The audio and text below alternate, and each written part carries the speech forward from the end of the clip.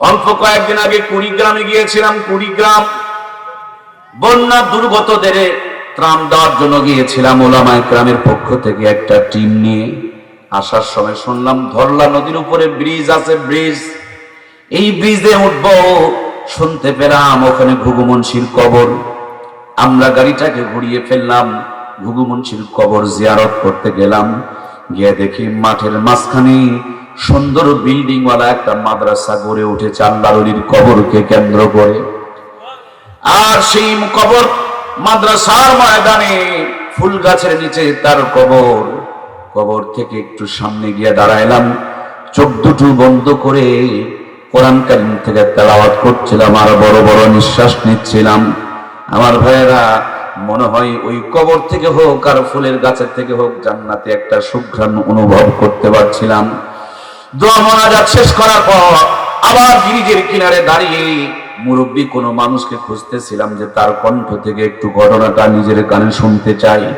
এক মুরব্বীকে দেখতে পেলাম, জিজ্ঞেস করলাম, বাবাজি, আমরা তো পেপার পত্রিকায় পড়েছি, অনলাইনে দেখেছি, কিন্তু নিজের কানে কোনোদিন শুনি নাই। আপনার কি বাড়ি এই এলাকায়? বলে, হ্যাঁ, আমার বাড়ি এই এলাকায়। আপনি কি ঘুঘু মুন্সির ঘটনাটা বলতে পারেন? বলে, অবশ্যই বলতে পারবো। আমি বললাম, আমাকে একটু শোনান তো দেখি। তিনি ব্রিজ থেকে দক্ষিণ পাশে পানির মধ্যে দেখাইয়া দিলেন যে ওইখানে একটা গ্রাম ছিল, সেখানে মৌলানা বশিরউদ্দিন নামক একজন আলেম বসবাস করত, যিনি চরমনার ভক্ত ছিল, চরমনার মুরিদ ছিল।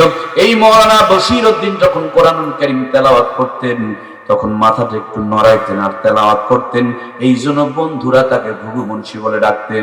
মৌলানা বশিরউদ্দিন উলফে ঘুঘু মুন্সি ইন্তেকাল করেছে, নদীর কিনারে তার কবর দেওয়া হয়েছে। কালের বিবর্তনে নদীর ভাঙনে ভাঙতে ভাঙতে কবরটা ভাঙতে ভাঙতে অনেক দূর পর্যন্ত চলে গিয়েছে। এক পর্যায়ে মৌলানা বশিরউদ্দিনের কবর যখন ভেঙে পড়েছে, রাখালেরা গরু চড়াইতে গিয়ে দেখে একটা লাশ বের হয়েছে।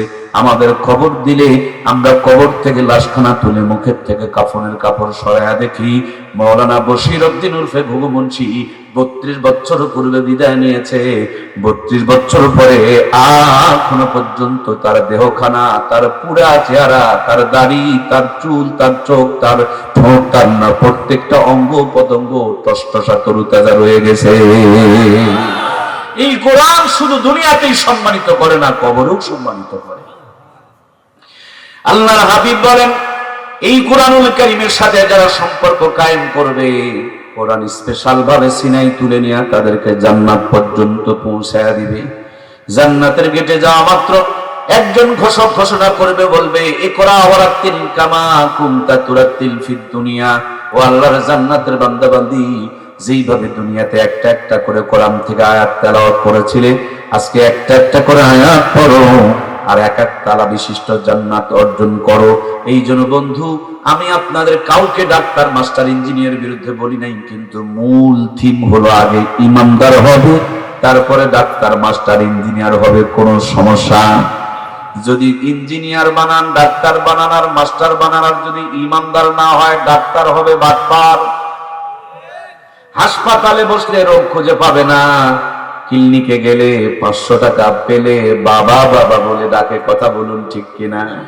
দেখেই চিনে ফেলে দিয়েছে, জ্বর হয়েছে না বা খেলে ভালো হয়ে যাবে। তারপরে দেখবেন 12টা পরীক্ষা ঠুকে দেয়। কথা বলুন ঠিক কিনা?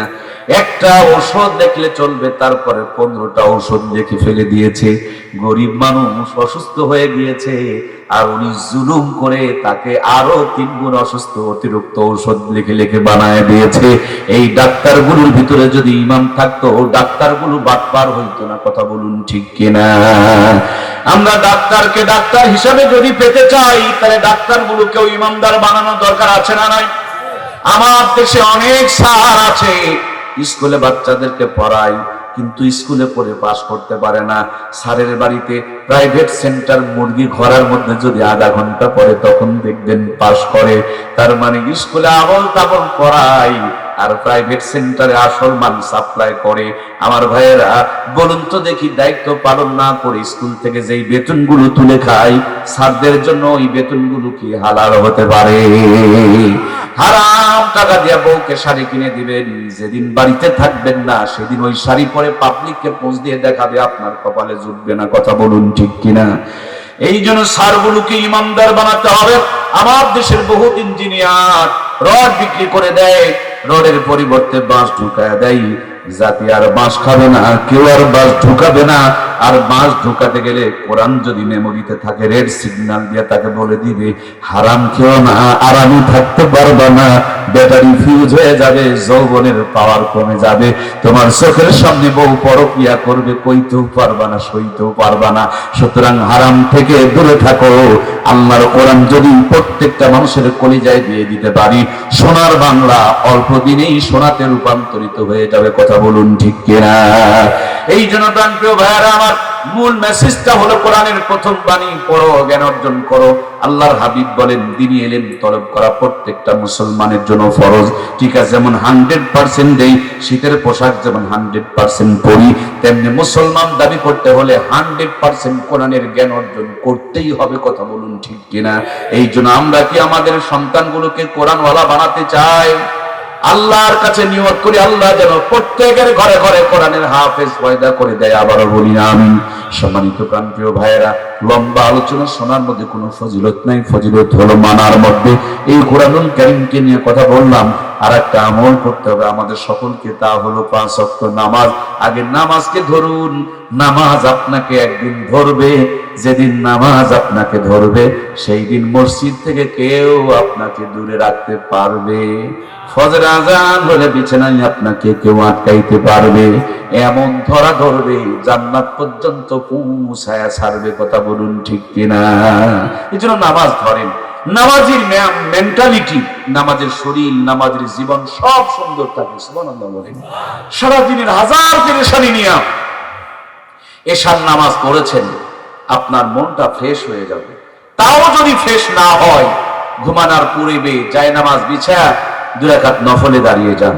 শেষের সিজদাটা লম্বা করে ফেলুন, চোখের পানিগুলো ছেড়ে দিয়ে জমিনকে শীতল করেন, আল্লাহর কুদরতি কদমে সেজদা দেন, আর জীবনের সমস্ত পেরেশানিগুলো তার কাছে সঁপে দেন। দেখবেন মনটা হালকা হয়ে যাবে, হৃদয়টা শীতল হয়ে যাবে, মাথার টেনশনগুলো বিদায় নিয়ে নিবে। দেখবেন ফ্রেশ মাইন্ড নিয়ে আপনি ঘুমাইতে পারবেন।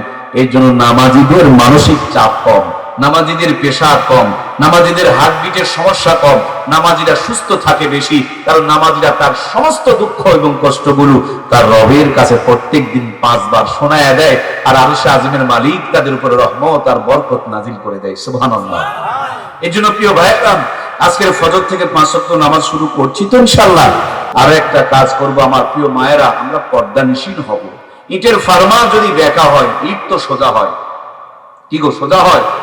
ইটের ফার্মা বেঁকা হলে ইটও বেঁকা হয়। আপনারা যদি বেপর্দা হন, ওই পেটে আল্লাহর ওলি হবে না, চিটার বাটপারি হবে, ভাত কাপড় দিবে না, যত বড় হুজুর দিয়ে দোয়া নেন আপনাকে বাড়ির থেকে কোবায়া কোবায়া বের করবে। সুতরাং আমাদের মা বোনদের জন্য বিনীত অনুরোধ, পর্দানিশী হব, স্বামীর খেদমত করব,